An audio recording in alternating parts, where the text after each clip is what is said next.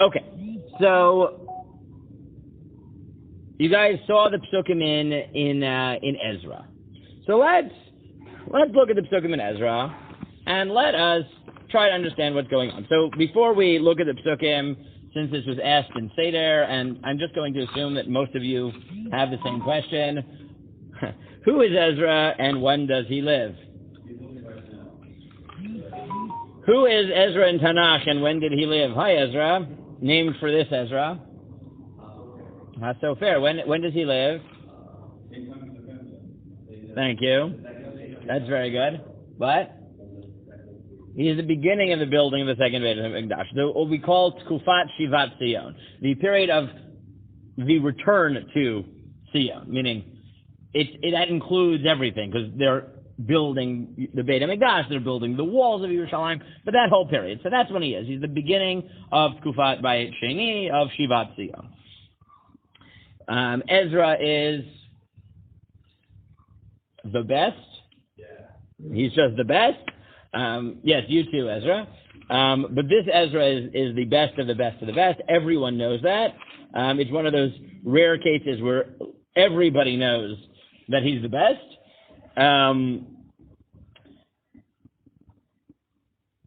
He's basically appointed by the king as Talmidei Chacham, because it's not just the Jews who know that he's the best, but everybody knows he's the biggest Talmidei Chacham. It's like obvious to everybody. And that's what happens, is that... Okay, so Ezra lives in the time where the king...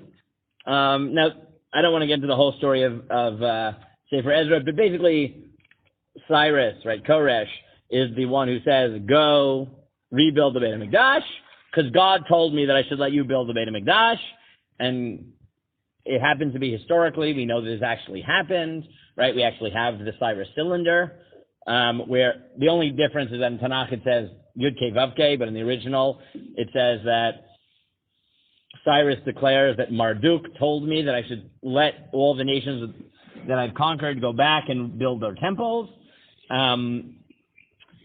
But then it gets paused, then it gets started again. Paused, started because of all types of political fights that happened in Eretz Yisrael at the time.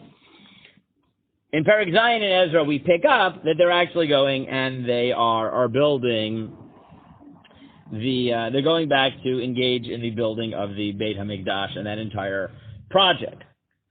And in that context, you get the following story. What happens? So Artaxerxes, right, Artaxasta, the king, issues a decree. And what is his decree? What, Ezra? No taxes for who? Very good. So let's read it. So he says in Pasuk Chav Gimel and on, Kol di min ta'am Elosh Shmaya yit'aved itradzda leveit Elosh Shmaya di lemoleheve ksaf al malchut malka uvenohi. So I hope that when I say that there's real Aramaic and there's Gemara Aramaic, this is real Aramaic. Gemara Aramaic is like the Yiddish of Aramaic. It's like a little bit of Hebrew, a little bit of Aramaic, more slangy. What? Yeah, that's exactly what it is, like Yiddish. It's like Yiddish is Judeo-German, so the Gemara is Judeo-Aramaic. Real Aramaic is like what you get here, or more in Targum. So, and Ezra has much in Aramaic, yes. It's closer, it's earlier. It's not the same as...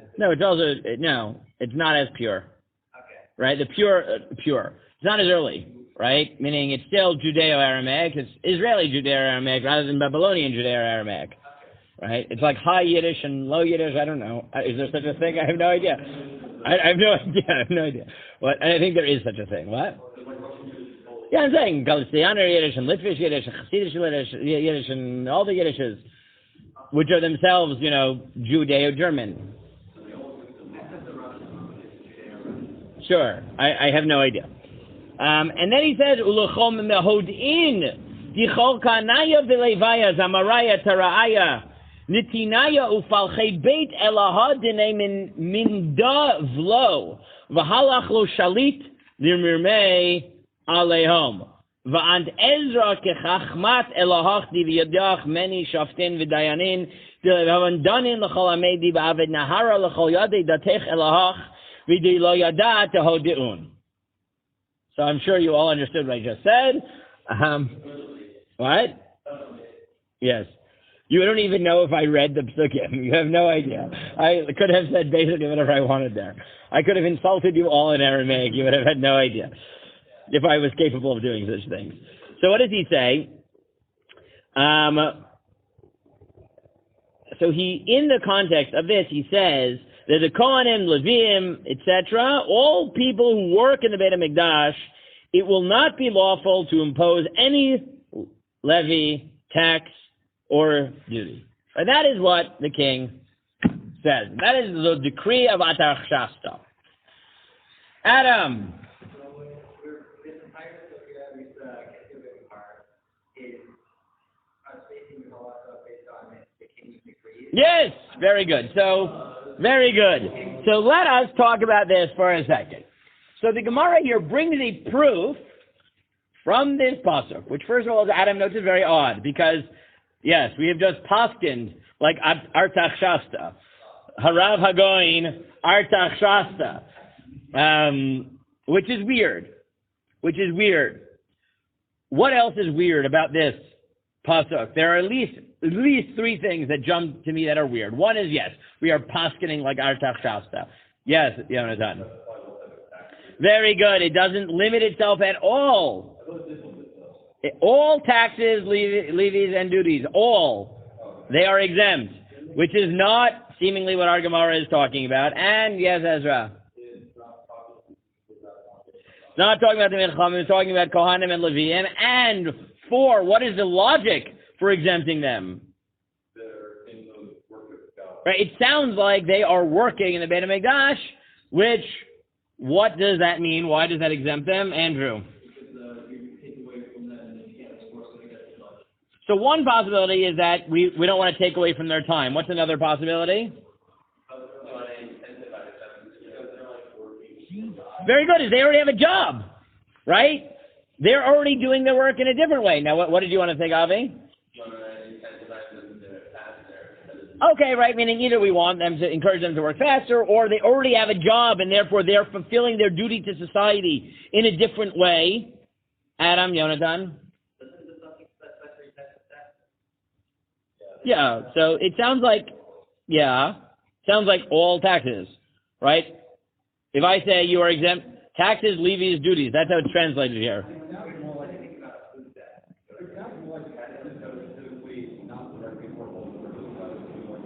Okay, so we could limit it, but he doesn't, right? It's definitely more expensive than security tax. Let's put it that way. Okay? There are more taxes going on here that they're exempt from. What?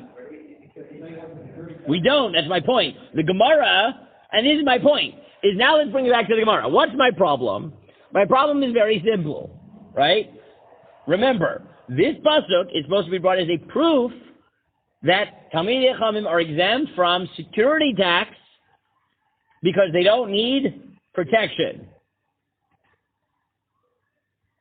And instead, we introduce the psak of Harav Hagoin Artaxerxes HaMelech, right? Artaxerxes. Rabbi Artaxerxes. Okay? Yes, exactly. Rabbi Dr. Lord Artaxerxes. Yes, exactly. Except technically the next pasuk is appointing Ezra to that position of Rabbi Lord Chief Rabbi. I mean, that's what he was. He was Chief Rabbi appointed by the government. That's exactly what he was. So, yes, it's weird, as Adam says, that Artaxerxes here is a posek, but it's also weird because, first of all, we're bringing a proof from Kohanim and Leviim about Talmidei Chachamim. Strange. We're bringing a proof ostensibly for security tax, except this is clearly more expansive than that. And the logic has something to do with them working in the Beit HaMikdash, which is either that we don't want to take them away from time, as Andrew suggests, or as Ezra suggests, that, no, they're already fulfilling their duty to society by doing something else, right? Or as Gavi said, it will take them away from Avot and the Beit HaMikdash, which seems, none of those reasons seem to have anything to do with they don't need security because they are already protected. Adam. Actually, Ezra had something before, so. You are too polite. Yeah, Ezra, go ahead. Since Adam has ceded the floor. Could you say that it's kind of also the torah, during God again, in that taking duty from them is just basically a proxy taking duty from God, because they're being. Oh, very good. So Ezra says, well, is the fact that they work, is it, as he said before, is that the reason, the siba for their exemption, or is it a siman? Right? The fact that they work for God indicates something, right? Like they represent God. And the problem isn't that they already contribute to society, but it's an honor problem because they're taking from God, or whatever you think the problem is taking from God, right? Let's say an honor problem, respect problem, I don't know. You're saying the whole thing with your view is that the king is above, and therefore the people below hoping.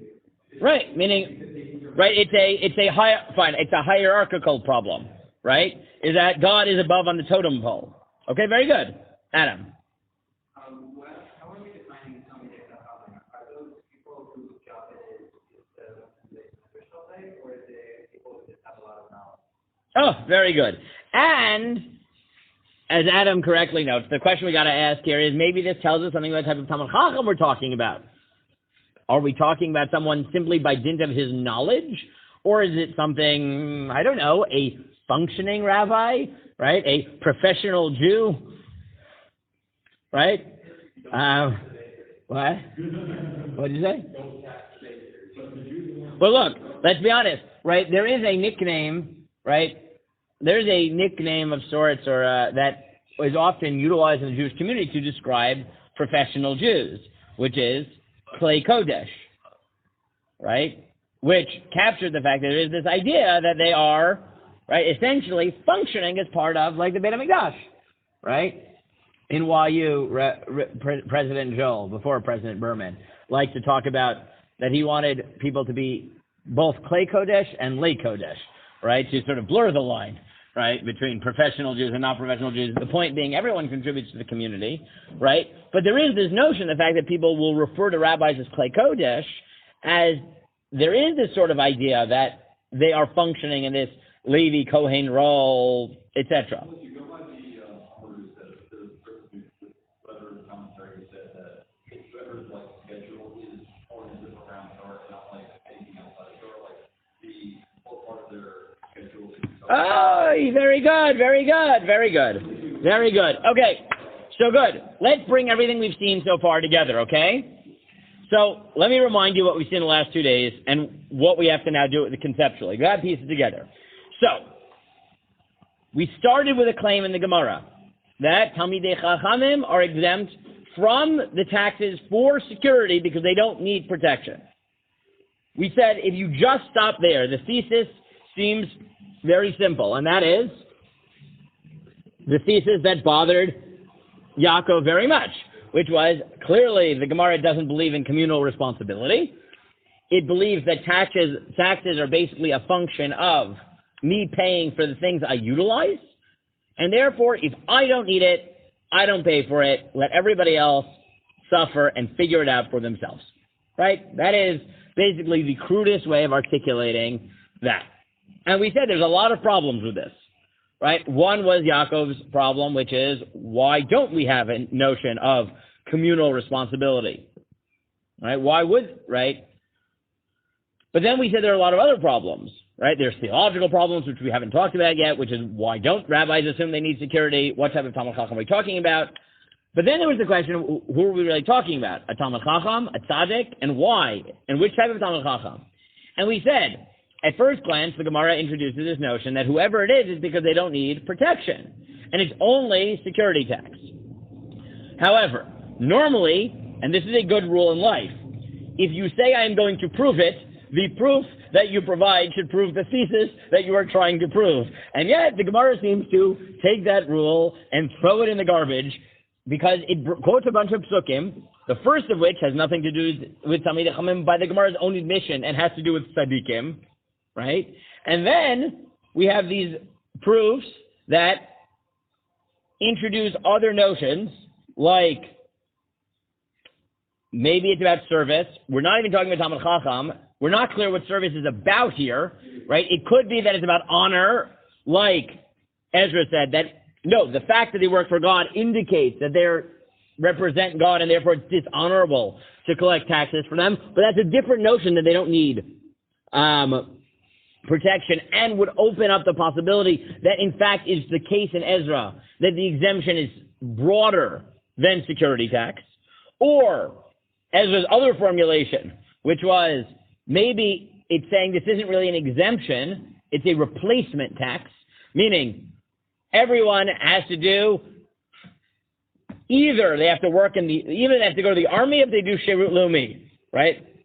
So, if you do Sherut Leumi, so it's broader, and maybe you'll end up in, or whatever, even within the Tzava, there are the 5 people every year who are part of Rabbanut Tzva'it, that their service in the army is to be the rabbi in the army.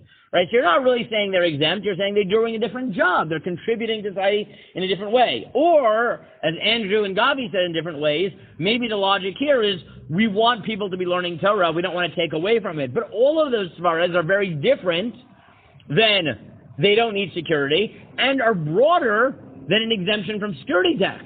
Because ostensibly, it should apply to real estate tax, and who knows what else, income tax, and, who knows what. Right?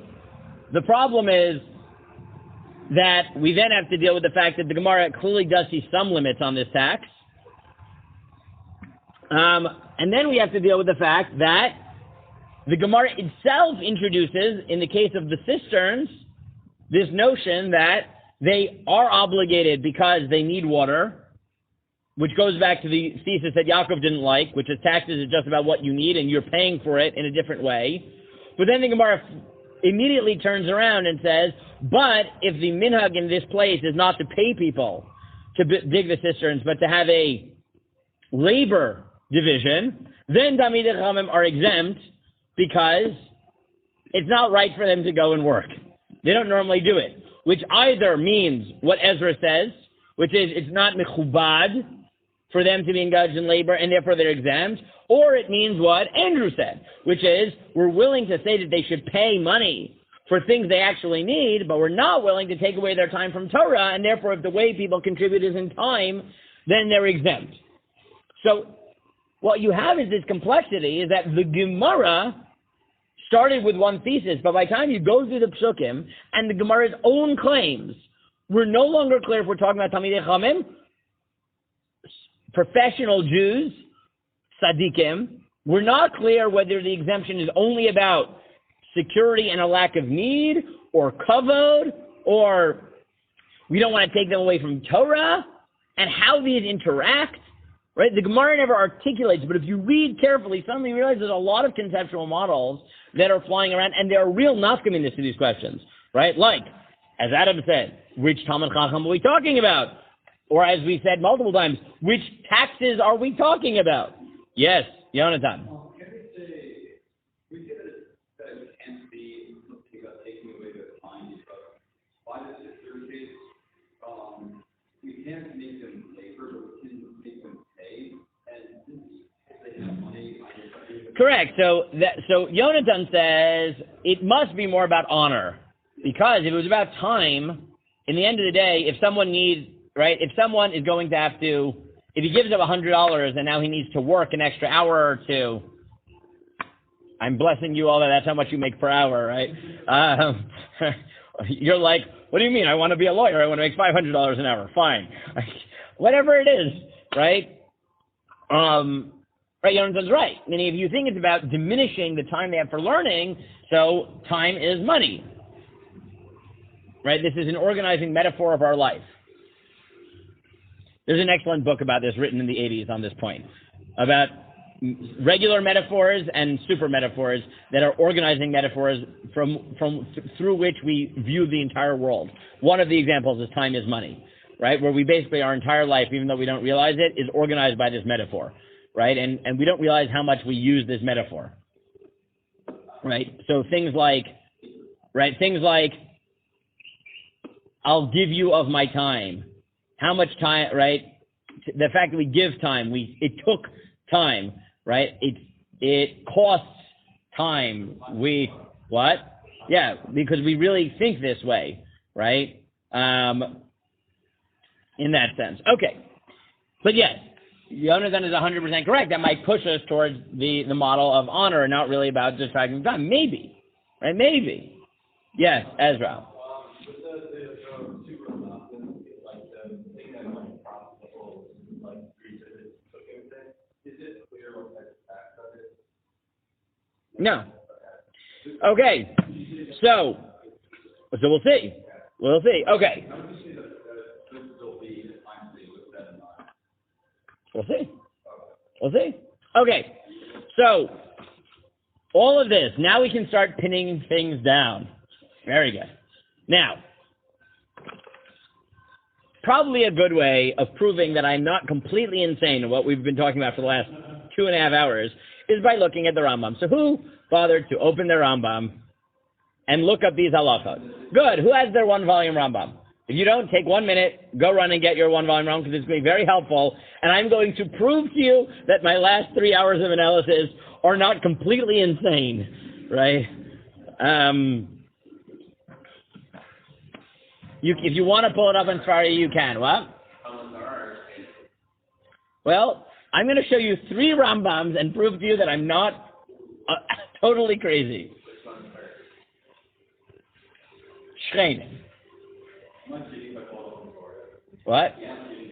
No, that's fine. But on this one, I made sure to get this one so that I could tell you what page it is here, right? And I want to prove to you that I'm not completely lunatic, okay? If you thought I was, if you thought I was. Maybe you did, I don't know. Which is totally fair. But I want to prove to you that I'm not just taking you on this just to stretch your minds. I'm doing it because I actually think there's a lot of truth in what we just did, okay? So, I want to read with you 3 halachot. 3 halachot in Rambam, okay? Let's start with Perek Vav, Hilchot Shchenim, Halacha Vav. Yes, page 1029 in your one-volume Rambam, second column, first line. This is why I said it's just easier for you because I took the time to find it in this so I could tell you exactly where to look. Okay, what? Kol Advarim. Very good. So, first, let's look at the Rambam in Hilchot Shchenim. And I want you, when we read it, to tell me what type of tax the Rambam thinks we're talking about and what the nature of the exemption is. Adam, take it away. So, Hilchot Shchenim, these are the laws of neighborly laws. So, this is the exact right question. So, first question first.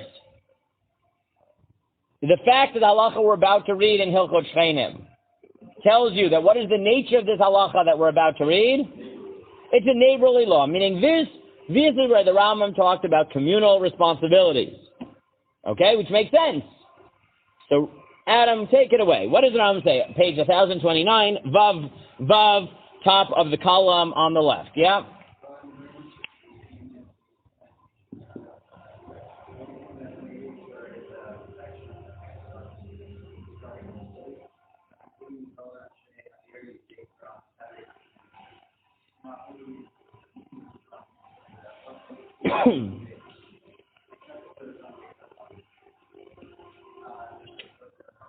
The fee she'ain, right?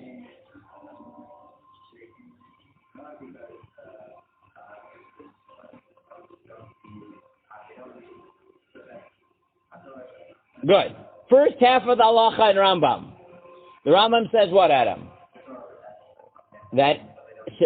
What tax are we talking about? Only security tax. And what is the logic that Talmidei Chachamim are exempt from? They don't need security. So this first half of the halacha and Rambam is the pure, very simple translation of the opening statement of the Gemara. Right? It's about need. They don't need it. They don't pay for it. Nikuda, sof sipur. That's it. That's the first half of this halacha. Second half of the halacha, Adam.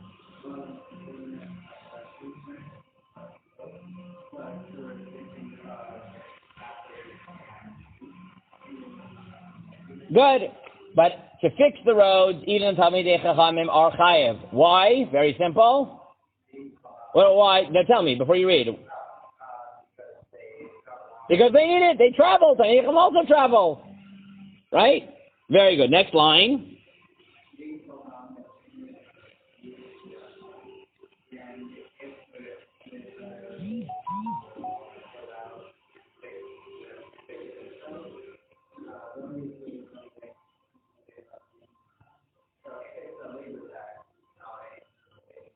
Very good. Then what?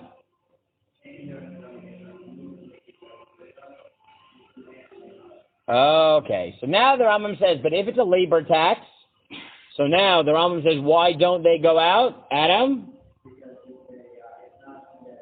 It is not honorable. So now the Rambam tells you, factor 2, that from the vantage point of taxes, are they obligated to pay for roads? Yes. What is the only reason they wouldn't? In the labor tax. And why does the Rambam think that's the case? Because it's not mechubad. That's what the Rambam reads factor 2 at the end of the Gemara. Okay? Yes, Jonathan. We have this idea that you don't pay taxes for something that you are not utilizing. Why then are we talking specifically about the case of and not just saying if you don't need something, then you don't have to pay taxes for it? Like, why are we going to use this case of So that's a good question, right? It could be that this is not really about need, right? Right? Or it could be because you can't just tell everybody, right? You can't have a free-for-all. You can't just say, oh, you don't need it personally, right? That's not how taxes work. Meaning, right, we can say a certain class of people, right, doesn't partake in it, right? It's lidugma, right? Lidugma. It would be like people saying, look, real estate taxes go in large part to fund public schools. It would be complete chaos if we said, well, if you don't have a kid in school right now, that you don't have to pay real estate tax. But what we can do that's not completely crazy is give vouchers to people who have kids in school age to utilize that money if they're not utilizing it in school, but they actually do need the money, right, to pay for school, to give them vouchers. Now, why don't we just say, well, anybody who doesn't have a kid in the public school is putter from real estate tax, right? Because we can't quite do that. Meaning, there is some notion in which the society needs to fund society, but we're willing to say that maybe if someone really doesn't need it, so we give them a rebate, a refund, a voucher, right? That's different than just simply saying anyone who doesn't need it, because that's chaos, right? Okay.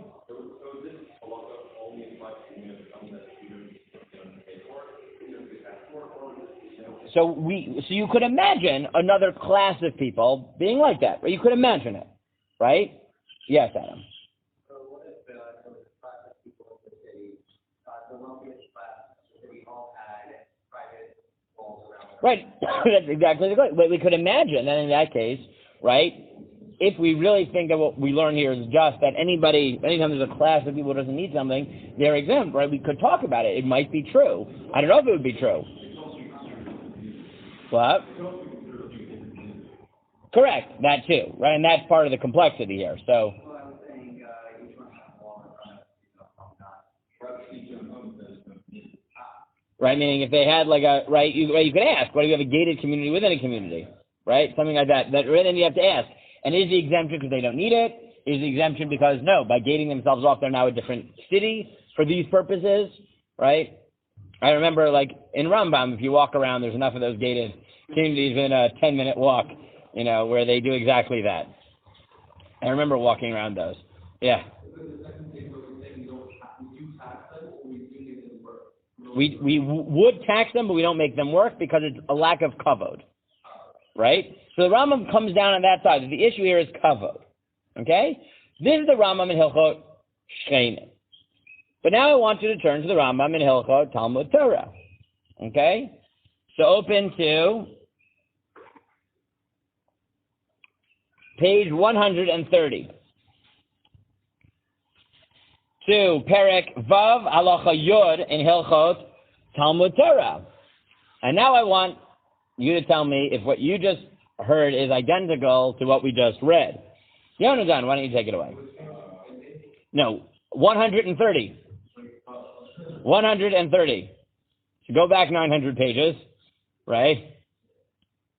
Perek Vav Halacha Yod. Right, right-hand column. Okay, who wants to take it?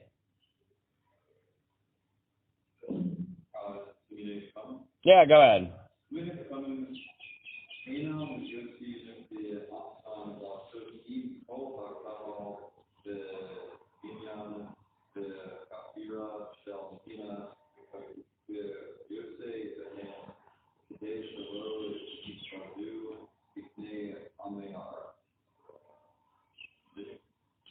So what does he say?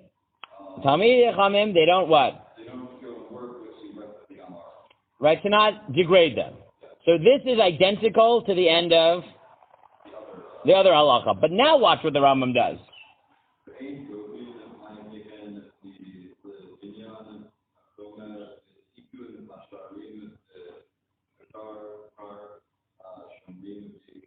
Okay, stop. And we don't collect for walls, gates, or guards. Okay, so now why would you say that's true? They don't need it. Very good. So far, is anything here contradictory, additional to what we saw in Shchenim? Not at all. Now continue.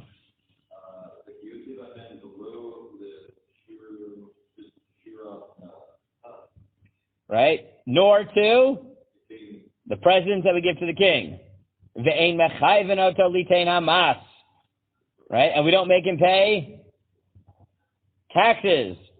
Bein mashu katzov b'nei ha'ir. Whether it's something that's set by city. Bein mashu katzov al kolish ve'ish. Or if it's a personal tax. Shnei emar.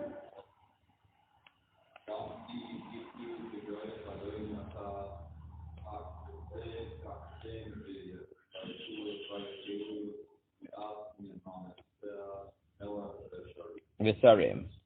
Right? Okay, so now the Rambam says, nor do we obligate them in any taxes. Why? Which pasuk does he quote? The one we actually skipped, which is the second, the one in Hosea. Right? Because this was also in the Gemara, where the Gemara just says, right? So how did the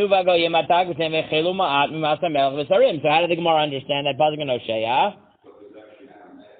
Right? Which is? Right,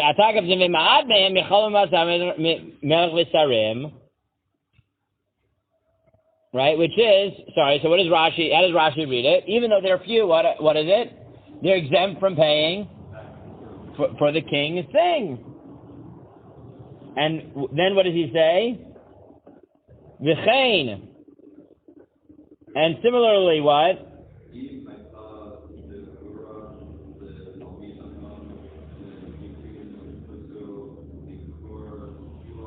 Right? If he is a businessman, so then what do we let him do? First, we give him the first right of sale. We don't let anybody else sell until he's sold. And if he had a court case, right, he comes to court, there's a whole people, there's 10 cases to be heard that day, we hear his first. So now, Rambam in Talmud Torah. Yonatan, tell me, does the Rambam limit himself to security tax? Not at all. Oh, very good. So it's very clear that the Rambam here thinks What? Oh, definitely an elitist, yes. But the Rambam thinks that in addition to the layer of exemption they get because of need, there's another reason that Talmidei Chachamim are exempt from taxes, and that is? What is the svara? Because they're on torah-study, they don't need to tax. Because? I want to say, it would seem, I think it's what connects to the honor. Yes, exactly. Yeah. How do I know that it's about honor? Because of the student. And subsequent statements, because all of them. Because what does the Rambam say? They don't pay taxes, and if they show up in court, you get them go first, you let them do business first. What is the Rambam saying? That their exemption from taxes is it also a function of their kavod, and therefore, is there enough kamina for the Rambam? Yes, it's much more expensive, right? It's not just security tax. And what's the Rambam's proof? Which pasuk? The pasuk from Hosea, which talks about Talmidei Chachamim being patur from what the kings pay. And where does the Rambam get the notion that it might be about kavod? He already told you, from the case of the cisterns, right?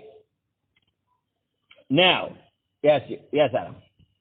Did he knock out the possibility of it being a functional thing, or can he think it's solely covered, or is that still?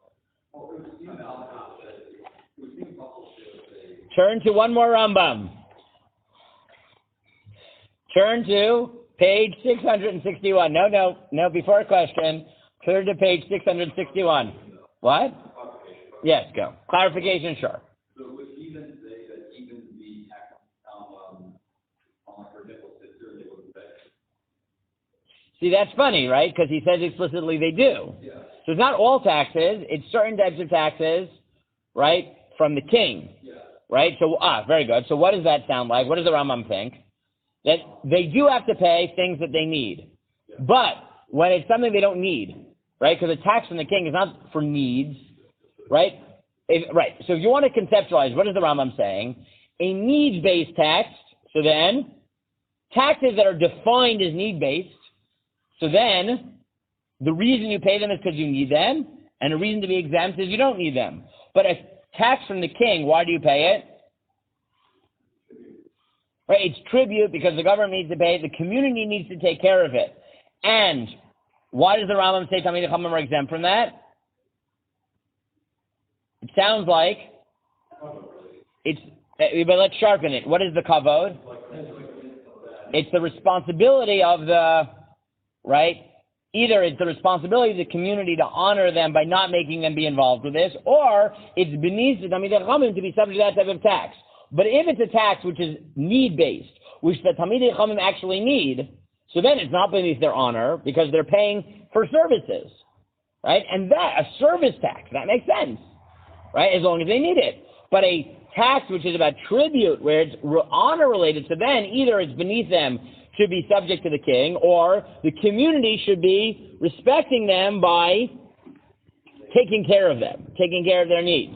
But Adam notes, but what about the third possibility that emerged from Hosea, which is maybe the reason Talmidei Chachamim are exempt is because they already contribute to society in other ways. Yes, Ezra? No, not in the same way. It's it's not the same, right? A tax of I need a wall is different than if you don't give me money, I'll beat you up. That's a different type of a tax, right? Different. But that's what it is. It's essentially part of the thing is that you enrich the king, and in return, he protects you from the poor.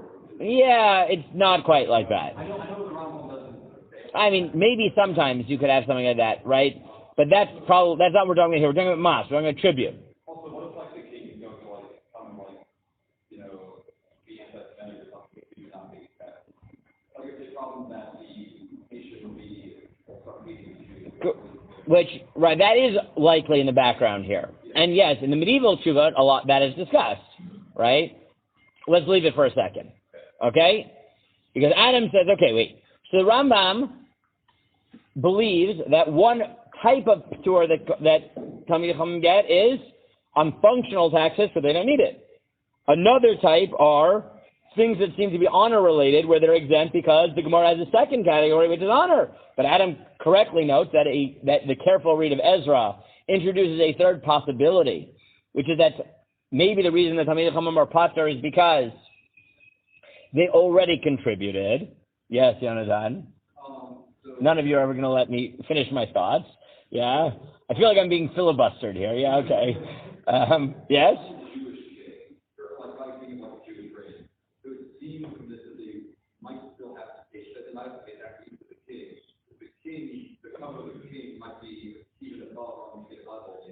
Yes, we know you said that. And I told you who says that. The Chasam Sofer. Very good. Hold that thought. Hold the thought. Today, I want to make sure I get through Rambam. If I get through nothing else, I'll be fine. But I want to at least see Rambam. Page 661. The last two halachot in Hilchot Shemitah v'Yovel. Okay? I want to read you these halachot. Okay? I want you to tell me what the Rambam just did and where he got it from. Okay, ready? Everyone ready? Does someone want to read it? Or someone, what? Shemitah v'Yovel, Perek Yud Gimel, Halacha Yud Bet and Yud Gimel. Okay? Let me read it. Let me read it so that I can just watch your reaction as I read it, okay?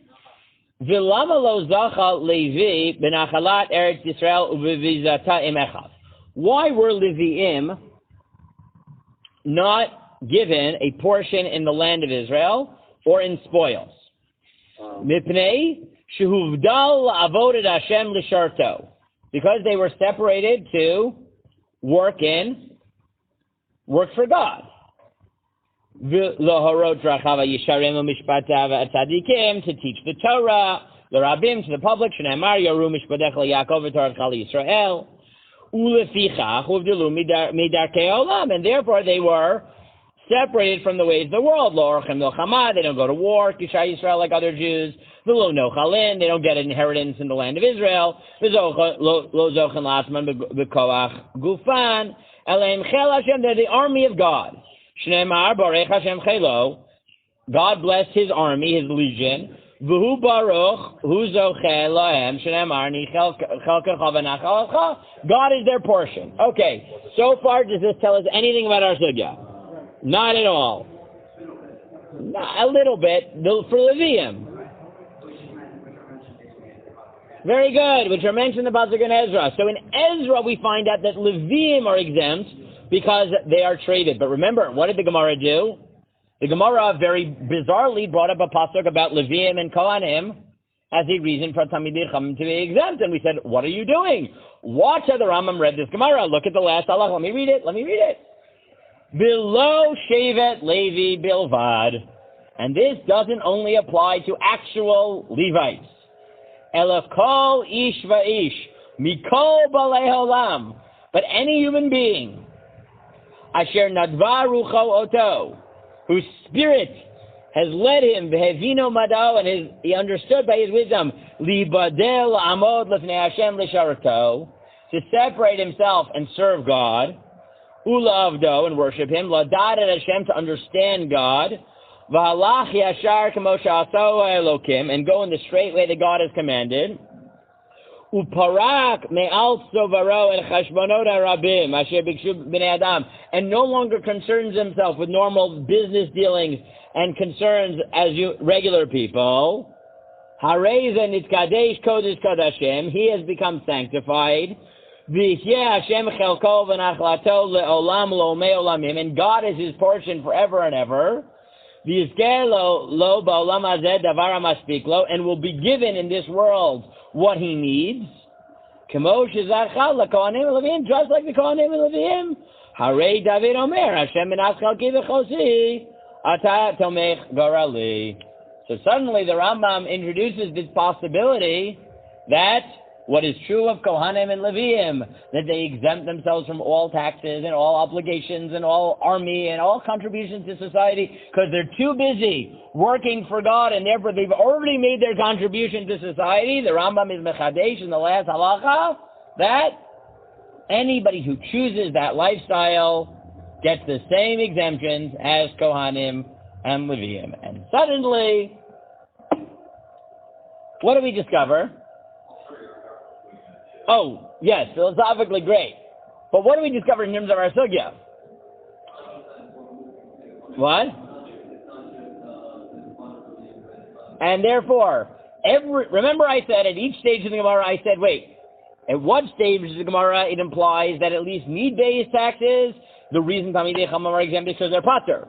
At another stage in the Gemara, it implies that there are even more expansive exemptions that apply to Talmidei Chachamim when it's dishonorable for them.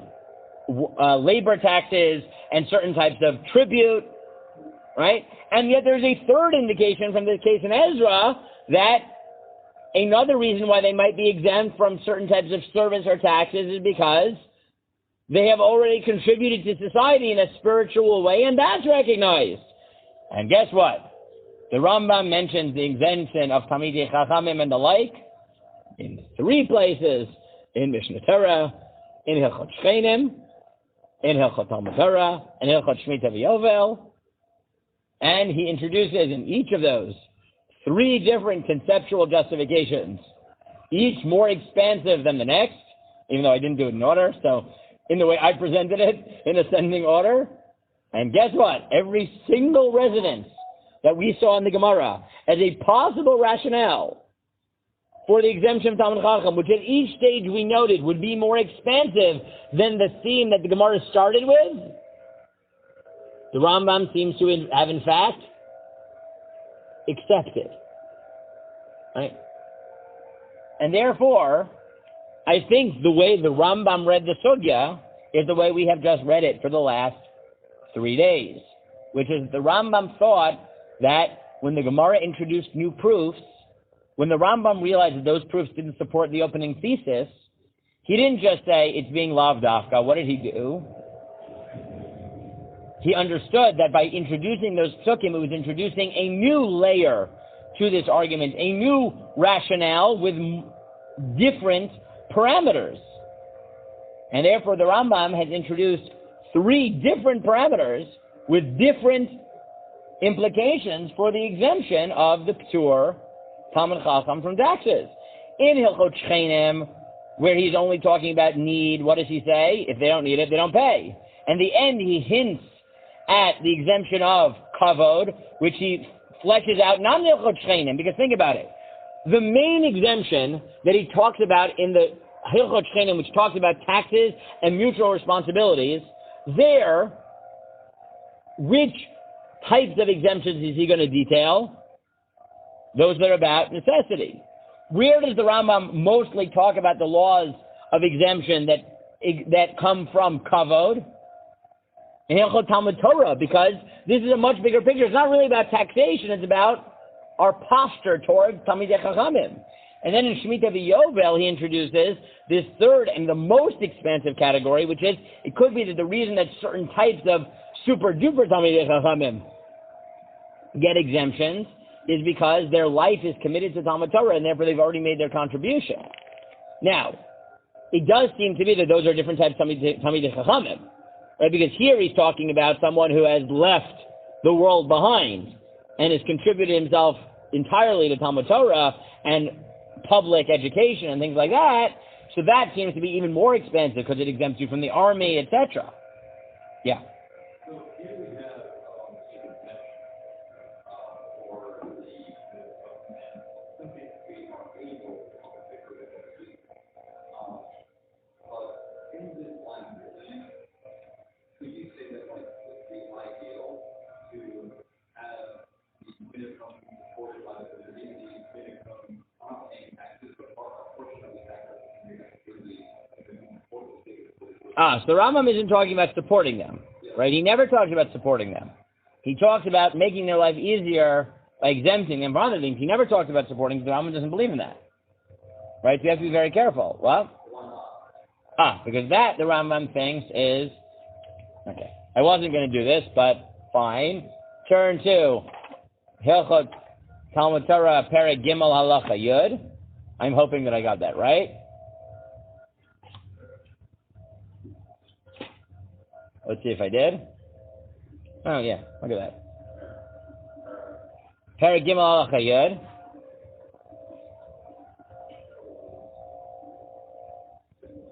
So the Rambam says, this is page 126 in the 1 volumes. See, you make me do things that I wasn't going to do, but now I'm going to do them. Fine. I was not going to touch the sugya at all with a 1,000-foot pole. No, just because it isn't our sugya and we'll get caught up in it. I have no problem with the sugya. I've taught it before. In fact, it was my final paper for halacha in 10th grade with Rai Fader. He made us do a halacha project. I had a lot of fun with it, I remember. It was supposed to be, I think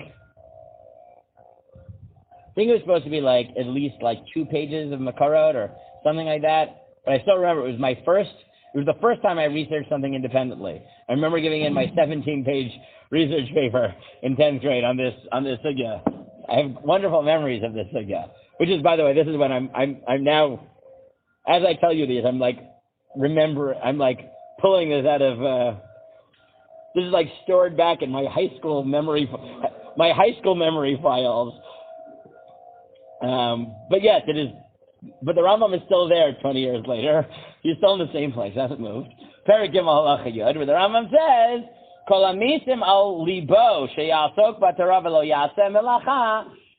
Anyone who says they're only going to learn Torah and not do work, v'yit parnes minat tzedakah, and be supported from tzedakah, harei zeh chilel et Hashem. That person has desecrated the name of God, uvazah et Torah, and disgraced the Torah, v'kiva ma'or hadat, and extinguished the light of religion, v'garam rala latmo, and caused evil to himself, v'natal chayav min ha'olam, and has removed his life from this world, v'fi she'asur lehanot midivrei Torah b'olam hazeh, because you are not allowed to benefit from Torah in this world. And the Rambam seems to think that there's a difference between benefiting from Torah in an active way and a passive way, right? Meaning, I can't take money for Talmud Torah. People can respect me and therefore let me do business and then, leave the market and go back to learning, but I can't take money from Talmud Torah. V'amru chachamim, and the chachamim say, kol hanena midivei Torah natal chayav min ha'olam. Anyone who benefits from Talmud Torah removes his life from the world. V'od siva v'amru, and this is, by the way, where the main Rambam comes up. Is not here, but in Perish Mishnayot, but you don't have it in front of you, so we'll have to deal with the summary. Is the Mishnah in Pirkei Avot, lo ta'asem artara l'hitgadel behem v'lo kardom lachbor behem. Don't make the Torah a crown to glorify yourself in, nor a shovel to dig with. V'otziva v'amru ehov et hamelacha u'tznat ha'maranut, and it said love work and hate authority. Rabbanut means authority, right? You can hate the rabbinate too, but it means authority. V'kol Torah she'eni ma melacha sofa b'tehila, and any Torah that doesn't have work with it will eventually be nullified. V'sof adam zeh she'milastem et habriot, and this person will eventually be a thief. Ma'ala gidola l'mishu mitparnes mimasei yadav, and it's a great thing for people to be supported from their own work. U'midat chasidim harishonim hi, and it is what the great pious ones did. Uvazeh zochel l'kol kavod v'tovah she'b'olam hazeh u'olam haba, and this is how you merit all good in this world and the next. Shneimar yigia kapecha ki tochel ashecha v'tov lach. If you eat of the sweat of your brow, praiseworthy are you, and it is good for you. Ashrecha b'olam hazeh v'tov lach l'olam haba she'kulo tov, and it's good for you in the world to come. Now, I will point out that the Ramosha was once asked about this in a very odd tshuva. Not odd. The vehemence with which he answers this is very odd to me. Where he was asked, well, what about kolel? Doesn't the Rambam think it's a terrible thing? So he says, not only is it mutter, but I still remember this formulation. I remember seeing it the first time. I was I had this picture of my 15-year-old self reading this tshuva of Ramosha and my jaw dropping at the ambitiousness of this tshuva. And the Rambam, and someone asked him, but what if you could go to kolel, but you don't want to go to kolel because you want to be machmir like the Rambam. So Moshe says, V'kol elu hamitchaddim mitzad shitat harambam. All those who want to be pious like the Rambam. Hem holchim ba'asat hayetzer hora, or following the advice of the evil inclination. Virotzim levatel Torah, and want to just right? Nullify the Torah, ... I remember reading that, which was shocking to me, that he could say that someone who wanted to be machmir like the Rambam was evil and following the Torah. It disturbed me then. It disturbs me now. No matter how many times I read that Tshuva of the Rambam, in Ramosha, it disturbs me. But you can look at it. It's kind of like Bet Tshuva Kuf Tet Zayin in Yeridea. Im Zachor Le'Nachad. Still, I'm pulling out my high school files. It's like, it feels very weird for me. Like, I'm like, I really feel myself like going back in time to like Rabbi Fader's classroom, like second floor Rambam, the classroom all the way by the stairs on the 209. Yes, 209. I'm back in room 209 right now, handing in my like pile of makarot. The first time I ever like taught myself to research a halachic sugya. Wait, the paper 17 pages or the card 17 pages? I think the paper was 17 pages, and I think it was like 42 pages of makarot that I gave him, or mashu. I have been a little bit neurotic about sources since basically 10th grade. And I'm like, but I'm actually, it's very funny for me. I'm like having deja vu, where I'm mamish reliving like 10th grade. And I'm also reliving being in the kollel in Gush, where I had to give shir on this topic, where I did the same thing. I went back to my 10th grade self and then tried to condense my like 10th grade self to give shir. It was like, it's a very weird experience for me. I'm experiencing all these moments at once. It's very funny for me. Yes. Yonatan. Sorry. I literally am like, I've gone back to high school right now. It's like, and at least the Rambam guys understand what I'm talking about. Like, you know exactly where I am. Like, So the Rambam keeps saying this is only applicable to someone who is not contributing anything to society. very good. Very good. Yes. And so the Rambam's critique of people is not, right, is people who choose to rely on society and not work at all, right? Well, if they're like in bar Torah and like, Oh, but the Rambam doesn't think that you can take money for Talmud Torah, right? Because he doesn't think that's a job. You're right. Everyone asks on the Rambam, but what about the fact that there's a long list of rabbis and things like that in a Hanami? La halacha, right? It's not clear we passed him like the Rambam, right? Right, oh, for sure. I'm not poskening right now. I'm right, like I said, I don't want to go down this route right now. But what I want to point out is that even the Rambam, who is the most harif on this point, very clearly doesn't think that taking money for Talmud Torah is the same as getting advantages by virtue of your status. The Rambam thinks that's fine, right? He thinks that being exempt from taxes, that's fine, right? It's taking money for Talmud Torah the Rambam doesn't want, right? Okay. Before I take Ezra's question, by a quick show of hands, right?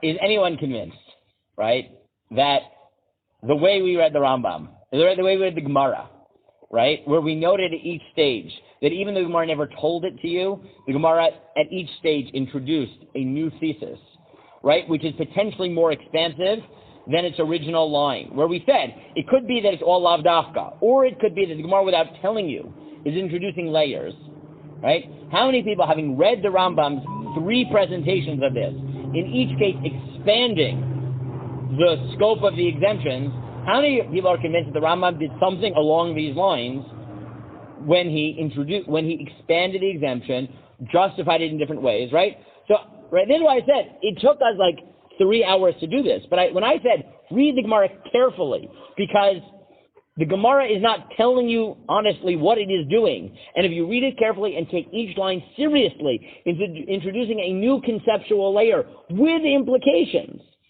right?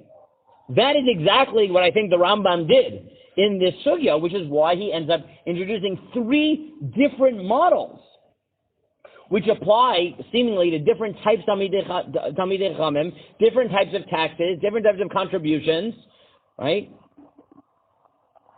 That is, in the end of the day, what I think the Rambam did here, right? And the end of the day for the Rambam has a very limit, right? So Remember, we thought this whole sugya at first glance was just about, taxes are just about what you need, you're paying for services. At the end of the day, for the Rambam, that is a very small picture of the sugya. But now, I want to throw out one more thing, and then I'll take Yonathan's question and Ezra's question. And this might answer what Yonathan asked me before, which is, okay, we've identified 3 strains here in the Rambam's thought, which all emerge from the Gemara.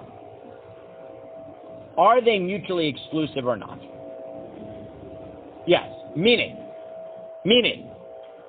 is it that the Rambam thinks there are 3 layers, there are 3 reasons they're pater, and each of them applies in its own case, or does the Rambam think that there are 3 svaras, each which has a primary implication, but the existence of the other one acts as a secondary reason to cement the exemption in? What do I mean? Yonatan asked me before, what if I could identify a different group in society that doesn't utilize a particular service? Would they be exempt? So, you could say, well, yes, they don't get the exemption from Talmud Torah and Shemitah and Yovel. But the Rambam in halacha-theory, when talking about the very localized security tax, seems to be making a need-based argument. And maybe you could entertain the possibility that if I had a group that built their own wall, they don't need the security tax either, and therefore they don't have to pay. Right? That's if you think the Rambams are all distinct. But there's another way of reading the Sugya and the Rambams, which is as follows. Maybe the fact that the Gemara specifically wove these together and never explicitly said we're doing different things is teaching you something slightly different, which is, yes, there are 3 arguments as to why Talmidei Chachamim are exempt.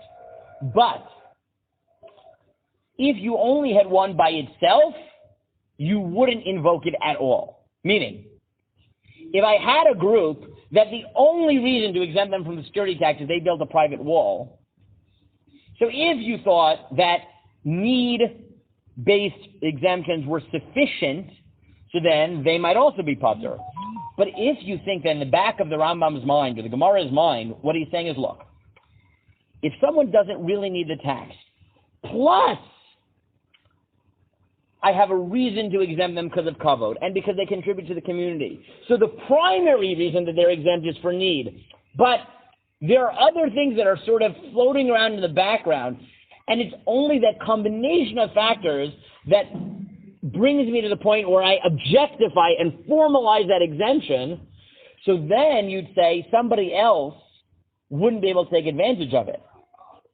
Because it's not, right, it's primarily about need, but the reason we formalize it for Talmidei Chachamim is because in the background of our minds there are other reasons we might exempt them.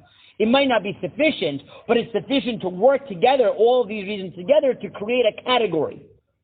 But that might therefore not be enough for the category of people who already built their gate around their house. And this is what I'm not sure about in the Rambam.